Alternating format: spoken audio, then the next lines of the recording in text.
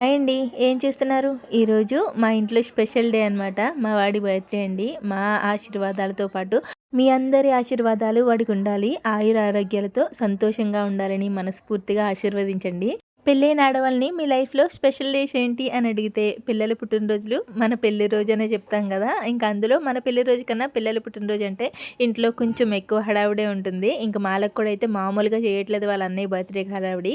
ఊరంతా చెప్తుంది మా అన్నయ్య బర్త్‌డే, మా అన్నయ్య బర్త్‌డే అని చెప్పి. నేనైతే పాయసం కాసేసాను. ఇంక నిన్న శివరాత్రి కదండీ! నైట్ 2:30 అయిపోయిందనమాట. పడుకునేటప్పటికే 3 అయింది. మళ్ళీ ఉదయం లేచి రొటీన్ తప్పదు కదా!